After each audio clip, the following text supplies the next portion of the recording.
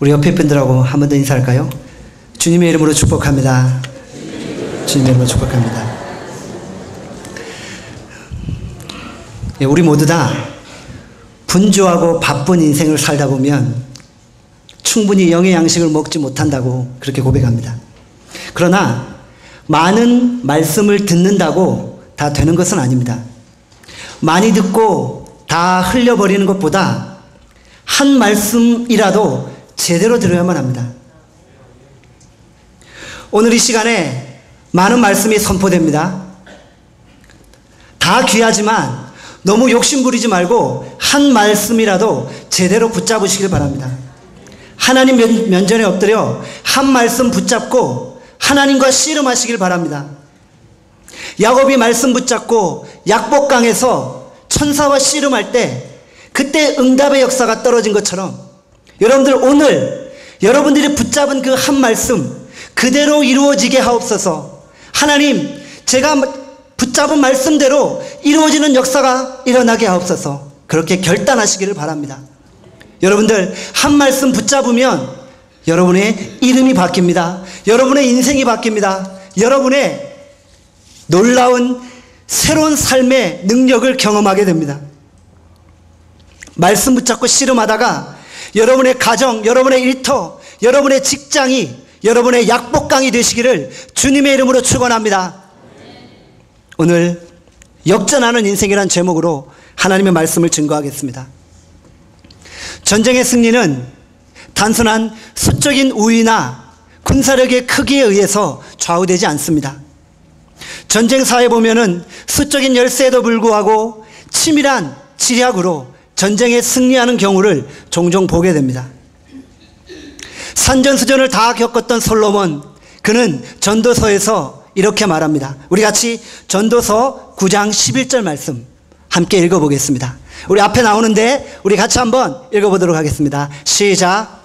내가 돌이켜 해 아래서 보니 빠른 경주자가 선착하는 것이 아니며 유력자라고 전쟁에 승리하는 것이 아니며 지혜자라고 식물을 걷는 것이 아니며 명철자라고 재물을 얻는 것이 아니며 기능자라고 은총을 입는 것이 아니니 이는 시기와 우연이 이 모든 자에게 임함이니라.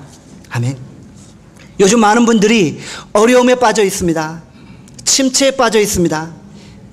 그러나 인생을 살다 보면 그럴 수 있습니다. 너무 낙심하지 마십시오. 너무 슬퍼하지 마십시오. 인생을 빠르게 달린다고 승리하는 것 아닙니다. 때론 너무 느리다고 패배하는 것도 아닙니다. 지혜자가 식물을 얻는 것도 아니고 명철자가 재물을 얻는 것도 아닙니다. 우리는 지금 치열한 생존 경쟁의 사회 속에서 살고 있습니다. 우리는 어떻게 하면 남보다 더 빨리 갈까 그렇게 힘쓰고 노력하고 있습니다. 그런데 우리가 너무 빨리 가려고 하다 보면 우리는 잘못된 길을 걸어갈 때가 있다는 것입니다. 그러나 빠른 것이 중요한 것이 아니라 내가 바른 길을 걷고 있는가, 내가 정도를 가고 있는가, 그것이 중요하다는 것입니다. 다윗 왕은 이스라엘을 태평성대로 이끌었던 가장 뛰어난 선왕이었습니다. 소위 말하는 잘 나가는 왕이었습니다. 그러나 이렇게 승승장구하던 다윗 왕이 지금 자기 아들 압살롬에게 배신을 당하고 쫓겨나게 되었습니다. 자식에게 배신당한 그 아버지에게 칼을 겨누며 아버지를 죽이려고 하고 있는 그 자녀, 내가 너를 이 손으로 어떻게 키웠는데 참 인생이 허무하지 않겠습니까? 인생의 배신감을 느끼며 인생의 패배감에 사로잡히지 않겠습니까? 다윗은 지금 인생의 가장 밑바닥에 놓여 있었습니다. 그러나 그는 인생의 가장 밑바닥에서 좌절하고 낙심에 빠져 있지 않았다는 것입니다. 그는 인생이 뭐냐 한탄하며 죽을 날을 기다리고 있지 않았습니다. 그는 다시 일어났습니다. 오늘 우리는 다윗을 통해 다시 일어나는 법을 배워야만 합니다. 어떻게 하면 침체를 벗어나 역전의 인생을 살 수 있을까? 어떻게 하면 지금 이 내가 당하는 수렁에서 빠져나와 승리의 인생을 살 수 있을까? 우리는 오늘 다윗을 통해 침체에서 일어나 역전의 인생을 사는 비결을 함께 살펴보고자 합니다. 첫 번째, 침체에서 벗어나기 위해 자체 정비가 필요합니다. 내부의 정비가 필요하다는 것입니다. 오늘 본문 1절 2절 말씀 함께 보도록 하겠습니다. 우리 같이 18장 1절 2절 함께 읽어보겠습니다. 시작. 이에 다윗이 그 함께한 백부장을 계수하고 천부장과 백부장을 그 위에 세우고 그 백성을 내어보낼세 3분의 1은 요압의 소하에 3분의 1은 스루야의 아들 요압의 동생 아비새의 소하에 붙이고 3분의 1은 가드 사람 이때의 소하에 붙이고 백성에게 이르되 나도 반드시 너와 함께 나아가리라. 아멘. 다윗은 지금 압살롬에게 쫓겨났습니다. 지금 인생의 가장 밑바닥에 놓여 있습니다. 그러나 그는 어느 순간 다시 전열을 정비하기 시작합니다. 자기의 군사들을 계수하고 천부장과 백부장을 세웁니다. 군대를 세 부대로 나누어 군사 조직을 개편합니다. 내부적인 정비를 시작했다는 것입니다. 혹시 여러분 가운데 침체에 빠져 있는 분 계십니까? 우리는 넘어졌을 때 먼저 외부의 도움을 요청하는 경우가 있습니다.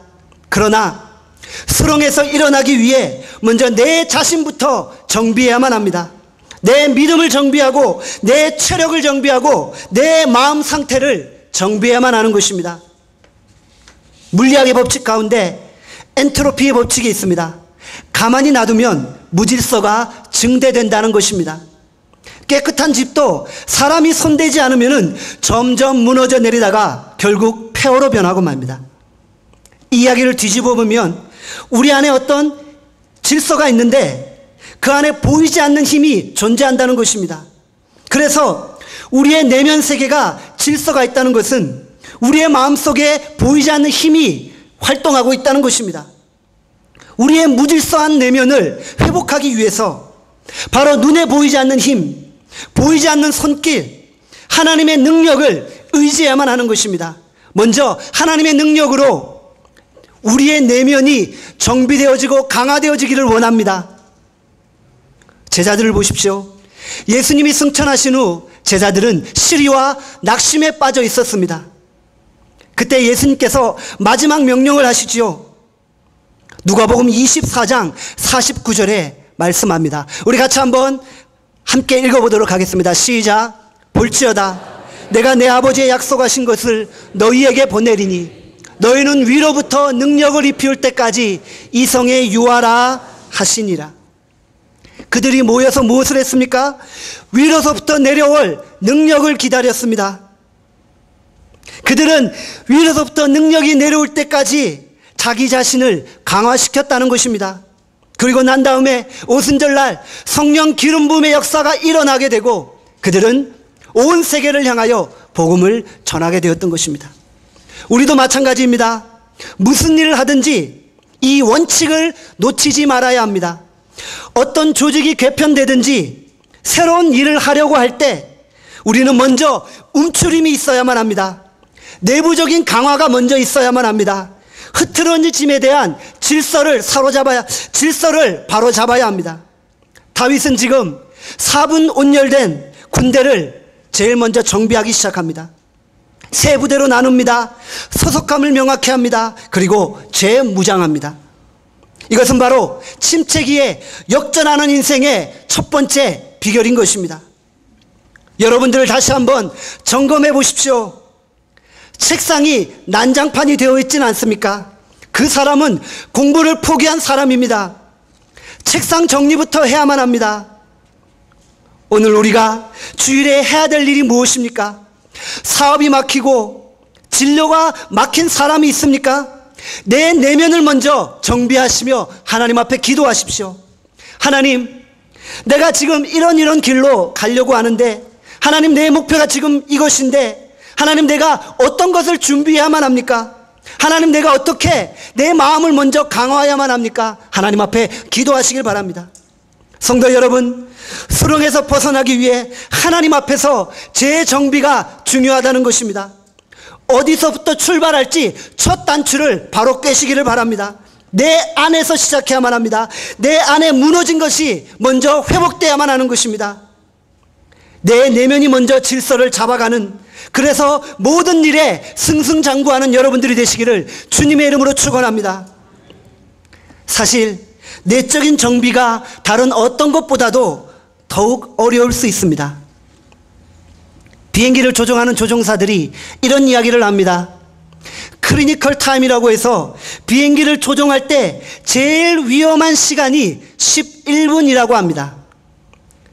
이 자리에 전설적인 비행기 조종사, 대한항공 조종사가 있지 않으십니까?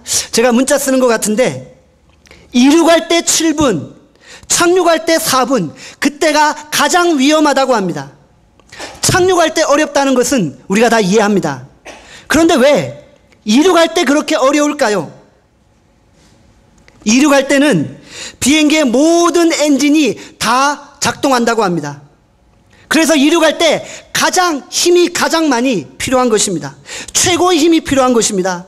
모든 것이 다 움직여야만 이륙할 수 있습니다.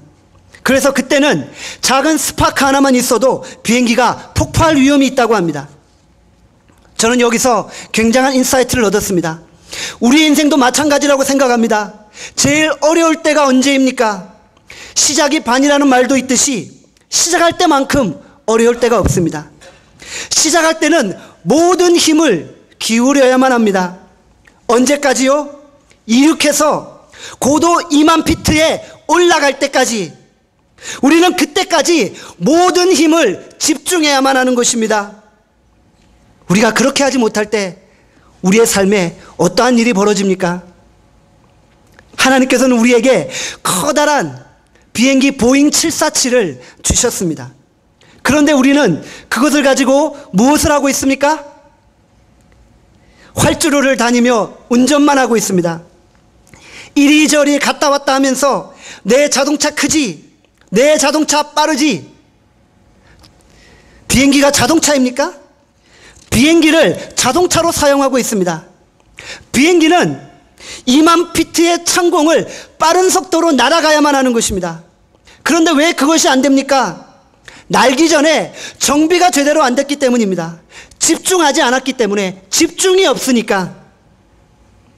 이 자리에 특별히 초신자들이 많이 있다고 생각합니다. 예수를 처음 믿은 사람이 있다고 생각합니다. 시작이 중요합니다. 시간이 가면 변화되겠지.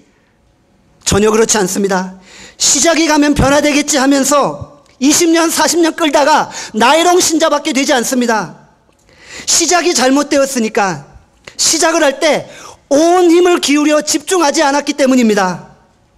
우리는 결국 이런 모양이 되는 것입니다. 예수를 처음 믿을 때 처음 1년, 2년이 잘못되니까 20년, 40년이 지나도 미지근한 신앙 그대로인 것입니다. 시작이 중요합니다. 하늘을 날아 이룩해야만 합니다. 하나님께서 우리에게 계신 능력을 마음껏 발휘하는 믿음의 종들이 되시기를 주님의 이름으로 축원합니다. 두 번째, 수렁에서 벗어나기 위해 우리는 동역해야만 합니다. 사람을 쓸 줄 알아야만 합니다. 우리 같이 오늘 본문 2절 말씀 읽어보겠습니다. 오늘 본문 2절 같이 읽겠습니다. 시작. 그 백성을 내어보낼세 3분의 1은 요압의 소하에 3분의 1은 스루야의 아들 요압의 동생 아비새의 소하에 붙이고 3분의 1은 가드 사람 이때의 소하에 붙이고 백성에게 이르되 나도 반드시 너와 함께 나가리라. 하나님께서는 사람을 통해 일하십니다. 동역자를 쓸 줄 알아야 합니다. 다윗은 지금 소수의 군대를 가지고 있었습니다. 그러나 그는 소수의 군대를 세 대대로 나누었습니다. 그리고 그 3분의 1은 요압의 소하에, 당연하죠. 요압은 다윗의 신하 중에 최고의 명장입니다. 넘버 원입니다. 두 번째는 아비새의 소하에, 마찬가지입니다. 아비새 역시 요압의 동생으로 출중한 명장입니다. 그런데 세 번째 나온 사람이 누구입니까? 가드 사람 이때. 가드 사람 이때. 가드라는 도시가 어떠한 도시입니까? 블레셋의 5대 도시 가운데 하나입니다. 쉽게 말해 가드가 블레셋 도시이니까 이때는 블레셋의 출신이라는 것입니다. 이때는 이스라엘을 그렇게도 괴롭혔던 블레셋 나라 출신의 장수라는 것입니다. 결국 블레셋의 장수가 이스라엘로 귀순해 오자 이때를 3대 장군으로 세웠던 것입니다. 다윗은 적장을 3대 장군으로 세울 만큼 인재를 귀중히 여기고 인재를 소중히 여겼던 그런 사람입니다. 우리에게도 이런 모습이 있어야 합니다. 저는 시간이 가면 갈수록 더욱 이런 것을 느낍니다. 우리에게 적들이 있습니다. 적을 섬멸하는 것, 그거 좋은 것입니다. 그러나 그것으로 완전한 승리를 누릴 수는 없습니다. 제일 큰 승리는 무엇입니까? 적을 우리 편으로 만드는 것입니다. 우리 편으로 못 만든다면 적어도 적과 친밀해질 수 있는 능력이 필요하다는 것입니다. 우리 사회에 기독교를 비판하는 사람들이 많이 있습니다. 우리는 그들을 적으로 만들어서는 안 됩니다. 그들은 우리의 적이 아니라 우리 편입니다.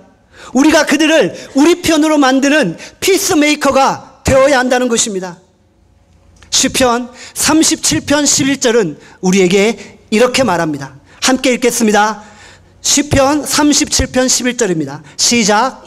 오직 온유한 자가 땅을 차지하며 풍부한 화평으로 즐기리로다. 온유한 자가 땅을 차지하고 풍부한 화평을 누린다고 말하고 있습니다.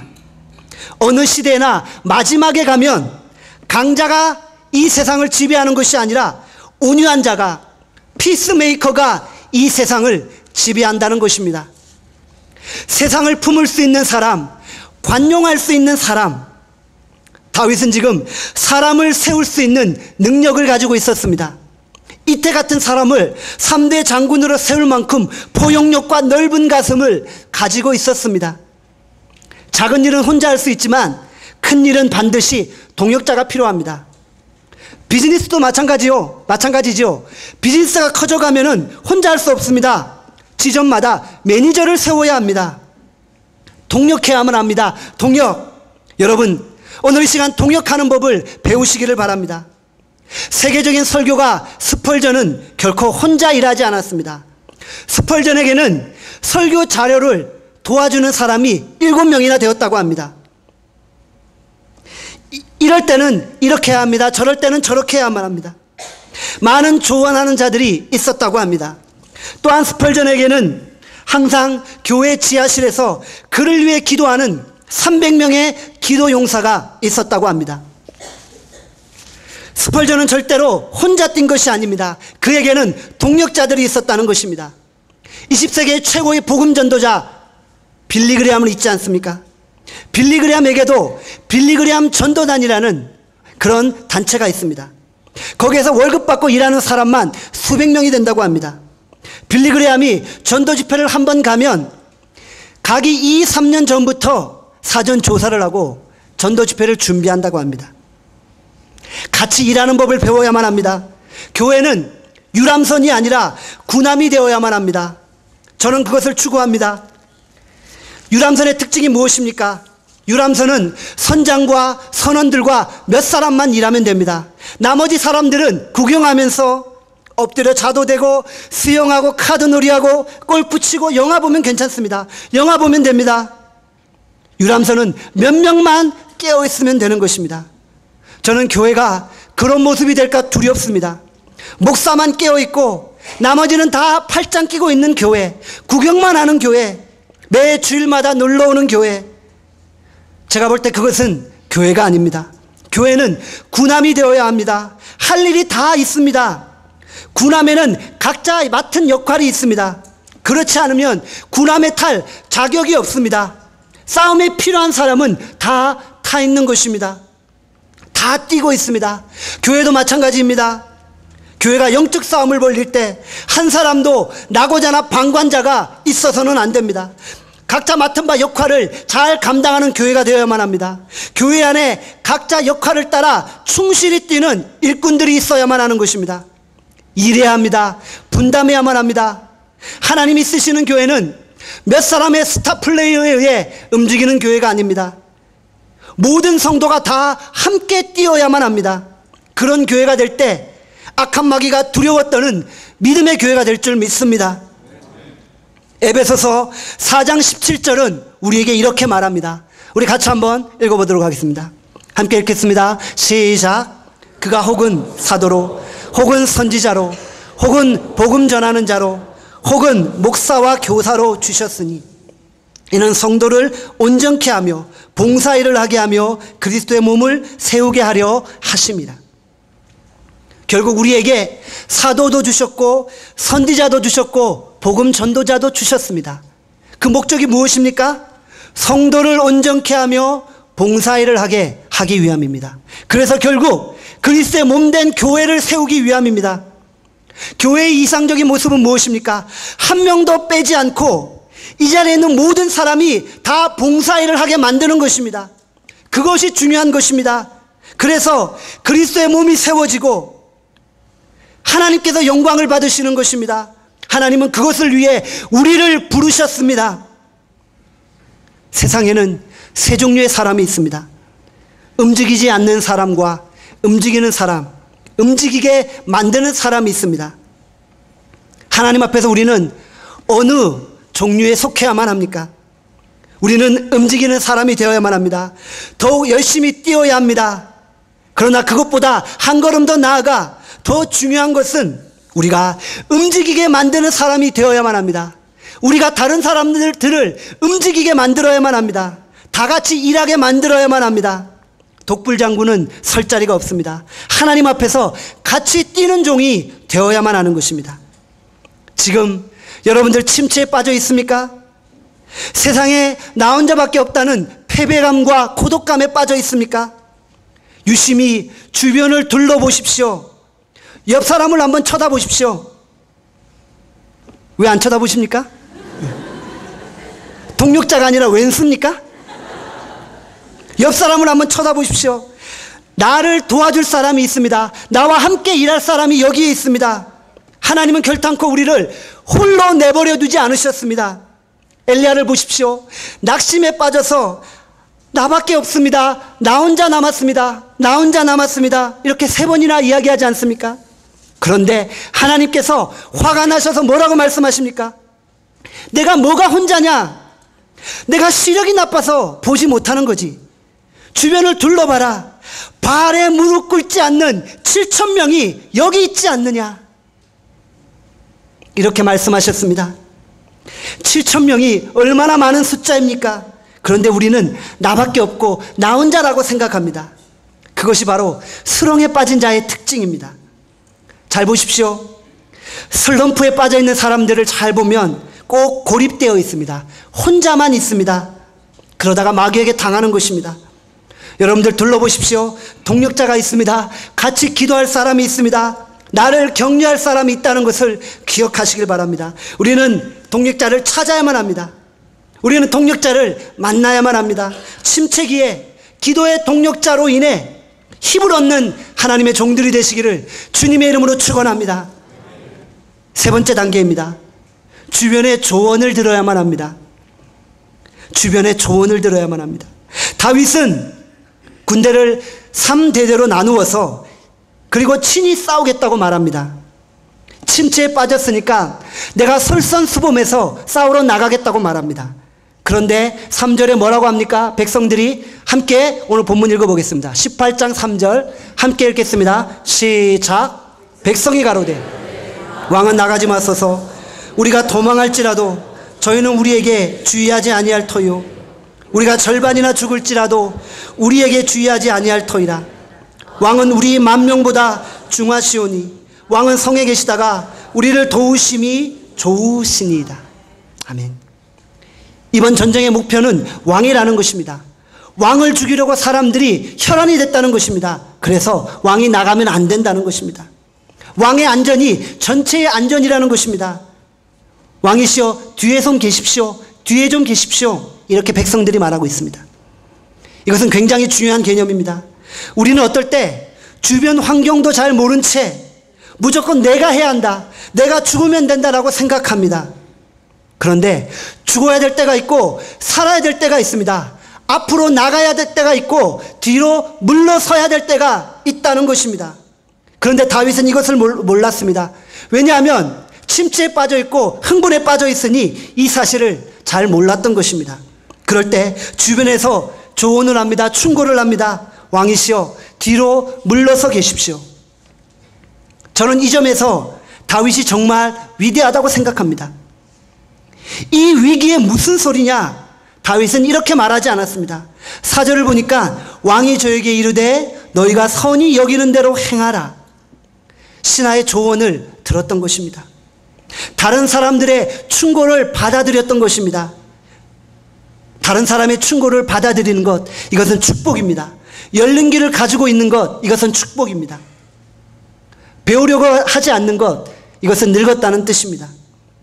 잘 보십시오. 인생의 수명이 늘어날수록 남의 이야기를 들으려고 하지 않습니다. 평균적으로 그렇습니다. 어렸을 때는 그래도 말을 잘 들었습니다. 부모님한테 맞을까 봐 그런가요? 그러다가 점점 나이가 들어가면 말을 듣지 않기 시작합니다. 유스그룹 정도 되면 정말 말을 안 듣습니다. 그러다가 장년이 되면 아예 말을 들으려고 생각을 하지 않습니다. 영적 회복을 위해 새벽기도 합시다. 그러면 당신이나 잘하세요. 예, 그러더라는 것입니다. 보통 예수 믿지 않는 부모님들, 예수 믿지 않는 할머니, 할아버지들, 우리가 어떻게 묘사합니까? 고집불통이라고 말하잖아요. 늙었다는 이야기입니다. 나이가 들어도 젊게 사는 방법은 열린 귀를 가지고 있는 것입니다. 고개를 끄덕거리며 남의 이야기를 듣고 배우는 것입니다. 그런 사람은 절대 늙지 않습니다. 넘어지지 않는다는 것입니다. 중국의 전설적인 왕, 우왕이 있지 않습니까? 세숫대야 옆에다 일일신, 우일신이라는 그런 글자를 적어놨다고 합니다. 날마다 새롭게, 더욱 새롭게. 왕이 이 정도 되면은 그 나라는 되는 나라 아닙니까? 그래서 중국의 전설적인 왕으로 우왕을 모시고 있지 않습니까? 일일신, 우일신. 우리도 날마다 새로워져야 합니다. 새로워지는 것은 바로 남의 이야기를 듣는 것입니다. 우리는 왜 독서를 합니까?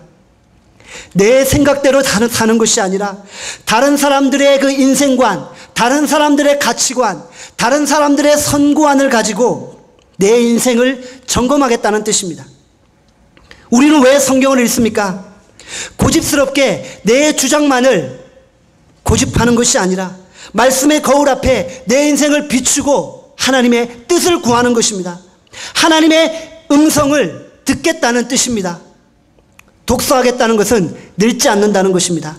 남의 조언을 듣는 것은 늙지 않는다는 것입니다. 자꾸만 배워야 합니다. 자꾸만 들어야만 합니다. 사람들의 성격 중에 남의 지적을 못 들어주는 성격이 있습니다.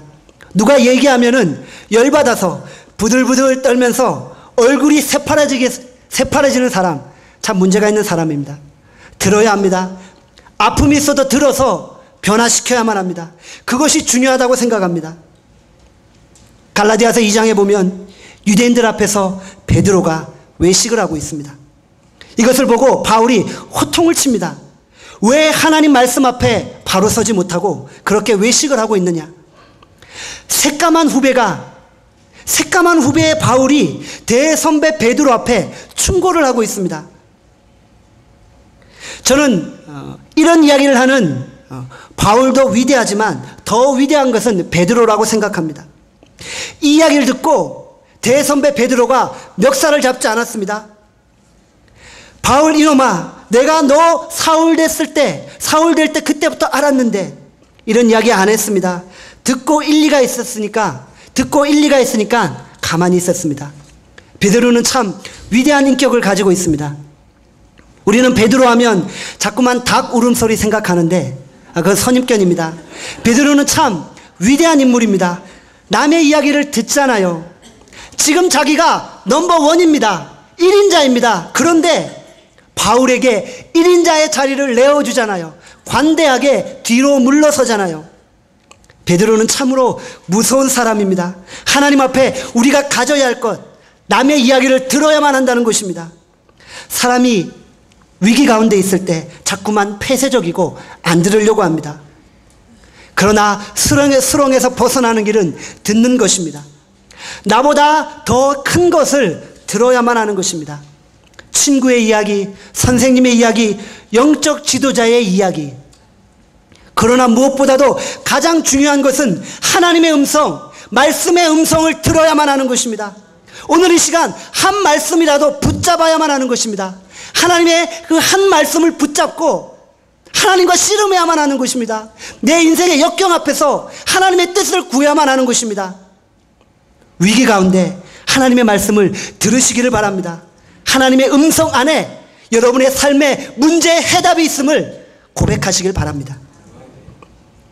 마지막으로 네 번째, 우리가 해야 될 일이 있습니다. 이제는 공격해야만 합니다. 오늘 말씀 18장 6절에서 8절까지 우리 함께 읽어보도록 하겠습니다. 6절에서 8절 함께 읽겠습니다. 시작. 이에 백성이 이스라엘을 치러 들러 나가서 에브라임 숲풀에서 싸우더니 거기서 이스라엘 무리가 다윗의 신복들에게 패하매 그날 그곳에서 살육이 커서 2만에 이르렀고 그 땅에서 사면으로 퍼져 싸웠으므로 그날의 숲풀에서 죽은 자가 칼에 죽은 자보다 많았더라. 지금 다윗은 가만히 기다리고 있지 않았습니다. 그는 공격했습니다. 다윗은 지금 내면의 정비가 다 끝났을 때, 이제 다 되었다고 생각했을 때 지체하지 않고 공격했습니다. 공격. 마귀와의 싸움도 마찬가지입니다. 마귀는 피해야 될 대상이 아닙니다. 정면으로 대항해 싸워야 될 대상입니다. 에베소서 6장은 우리에게 이렇게 말합니다. 그러므로 하나님의 전신갑주를 취하라. 이는 악한 날에 너희가 능히 대적하고 모든 일을 행한 후에 서기 위함이라. 그런즉 서서 진리로 너희 허리띠를 띠고 의의 흉배를 붙이고 평안의 복음에 예비한 것으로 신을 신고 모든 것 위에 믿음의 방패를 가지고 이로써 능히 악한 자의 모든 화전을 소멸하고 구원의 투구와 성령의 검 곧 하나님의 말씀을 가지라. 전신갑주를 자세히 살펴보면 앞면을 가리는 것은 있는데 뒷면을 가리는 것이 있습니까? 네, 없습니다. 후퇴하는 것에는 대책이 없다는 것입니다. 뒤로 돌아보면 그날로 죽는다는 것입니다. 마귀는 정면으로 대적해야만 합니다. 뒤로 돌아보는 순간 마귀에게 당하는 것입니다. 후퇴하고 뒤로 돌아보면 죽게 되는 것입니다. 마귀와 비슷한 이미지의 이야기를 하나 하려고 합니다. 으르렁거리는 사나운 개를 보셨습니까? 개하고 싸움할 때 가장 중요한 것은 눈싸움입니다. 저같이 눈이 작은 사람도 개를 딱 쳐다볼 때 인상을 딱 쓰면은, 그리고 눈을 돌리지 않으면은 개는 결코 덤비지 못합니다. 도사견도 못 덤빕니다. 계속해서 째려보고 있으면은 절대 못 덤빕니다. 그리고 높은 자세보다 낮은 자세를 더 무서워합니다. 개보다도 납작 엎드려서 조금씩 전진하면 꼬리를 감추다가 갑자기 도망쳐버리는 것입니다. 마귀도 개하고 똑같다고 생각합니다. 마귀와의 싸움은 눈싸움입니다. 절대로 물러서지 않고 대적해야만 합니다. 그러면 우리가 마귀를 대적하면 꼬리를 내리고 도망가는 것입니다. 마귀를 대적하라. 그리하면 피하리라. 주님께서 우리에게 얼마나 많은 말씀을 주셨습니까? 우리에게 이것이 필요하다는 것입니다. 하나님의 말씀을 붙잡고 우리가 선제 공격하면 우리에게 승리는 확실히 보장됐다는 것입니다. 다윗은 지금 도망자입니다. 다윗은 지금 아들 압살롬에게 쫓겨나 도망치고 있습니다. 그런데 그가 위기 앞에서 침체기에 선제 공격했더니 어떠한 일이 벌어집니까? 승리하게 되었습니다. 원래 압살롬이 지금 있는 지형은 굉장한 요새입니다. 이런 요새가 수비할 때는 굉장히 좋습니다. 그러나 전쟁의 패에 도망칠 때 굉장한 장애가 됩니다. 그래서 2만 명이 죽게 되었죠. 칼에 죽은 자보다 어디에요? 숲풀에 죽은 자가 더 많았다라고 성경은 말하고 있습니다. 나무에 걸려 죽고 깔려 죽고 돌멩이에 부딪혀 죽고 굴러 떨어져 죽고, 심지어 압살롬도 그렇게 죽었잖아요. 거기에 엄청난 숲풀이 있었고 나무가 얼마나 울창했는지 머리카락에 나무에 걸려 대롱대롱 매달려 있다가 죽지 않았습니까? 우리가 선제 공격하면 유리한 조건도 불리한 조건이 될 수 있다는 것입니다. 다윗이 지금 도망자의 신세로 불리한 조건에 놓여 있었지만 그가 선제 공격하니까 그가 불리한 조건을 유리한 조건으로 만들었다는 것입니다. 선교사의 영적 아버지 브레인 우드라는 분이 계십니다. 그는 예일대학을 갔다가 퇴학을 당했습니다. 삶의 고통에 사로잡혔습니다. 질병에 걸렸고 우울증에 빠졌습니다. 그러나 그는 계속적인 삶의 고난을 축복으로 바꾸었던 사람입니다. 예일대를 쫓겨났으므로 그는 인디안 선교사가 되었습니다. 그가 예일대에서 쫓겨나지 않았다면 그는 결코 인디안 선교사가 될 수 없었습니다.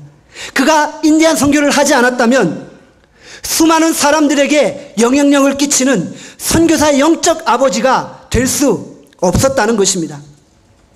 그는 그의 책에서 이렇게 고백합니다.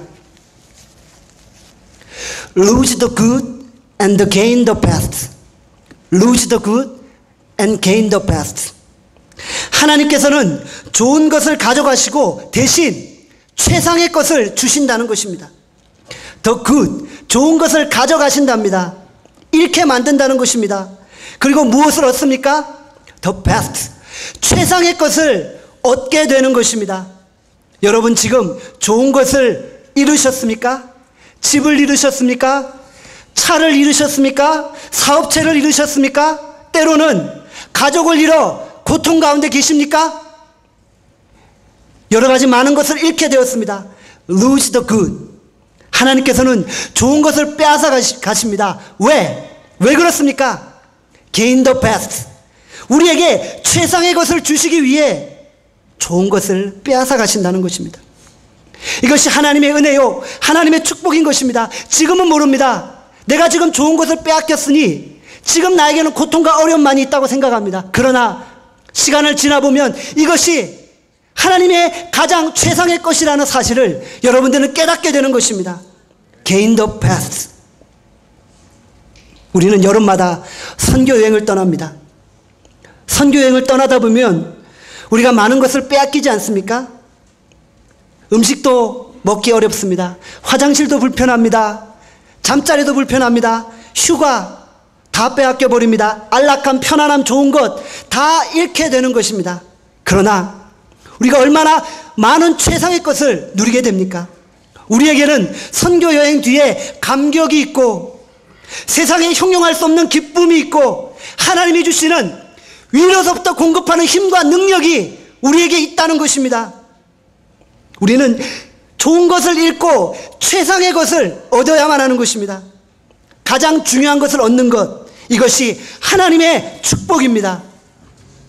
여러분들 무엇인가를 잃고 무엇인가를 놓치고 불평하지 마십시오. 하나님의 최상의 것을 주시는 그 기회를 누리시기를 바랍니다. 하나님 앞에 이 말씀을 붙잡고 마귀와 영적 싸움에서 물러서지 않고 승리하시기를 바랍니다. 좋은 것을 잃고 최상의 것을 얻는 믿음의 백성들이 되시기를 주님의 이름으로 축원합니다. 말씀을 맺겠습니다. 저는 오늘 이 말씀을 통해 모든 성도들이 침체기에 수렁에서 빠져나와 역전의 인생을 사시기를 바랍니다. 이것은 말로만 되는 것이 아닙니다. 오늘 제가 4가지 방법을 가르쳐 드렸습니다. 첫 번째는 무엇입니까? 내 내면을 정비해야만 합니다. 내 내면을 먼저 정비하고 내 내면에 무너진 것을 다시 회복하고 하나님 앞에 나가야만 하는 것입니다. 두 번째, 동력자를 만나야만 합니다. 기도의 동력자를 만나십시오. 사업의 동력자를 만나십시오. 격려의 동력자를 만나십시오. 혼자서 할 수 없습니다. 만나야 됩니다. 함께 해야만 합니다. 장작불도 혼자 펼쳐주면 꺼지고 맙니다. 모여야 됩니다. 모기도 모이면 천둥 소리를 내지 않습니까? 파리떼가 사자를 잡아먹었다는 소식을 들었습니다. 아프리카의 그 멍청한 사자 7마리가 파리떼에게 물려 죽었다는 그런 신문 기사를 보았습니다. 때로 몰려드니까 죽잖아요. 때로 몰려드니까 힘이 있잖아요. 모여야 합니다. 함께해야만 합니다. 동력자를 만나야만 합니다. 세 번째, 남의 조언을 들어야만 합니다. 듣는 귀, 열린 귀가 있어야만 합니다. 그래야만 승리할 수 있습니다. 마지막으로 악한 마귀를 대적해야만 합니다. 뒤로 물러서지 말고 뒤를 보여주지 말고 전진하며 앞으로 나가며 마귀를 대적하는 여러분들 되시길 바랍니다. 하나님 앞에서 다시금 내면을 정비하고 침체에 역전하는 인생, 승리의 인생을 살아나가시는 여러분들 되시기를 주님의 이름으로 축원합니다. 같이 기도하시겠습니다. 하나님 아버지, 우리가 지금 다 침체의 인생들을 살아가고 있습니다.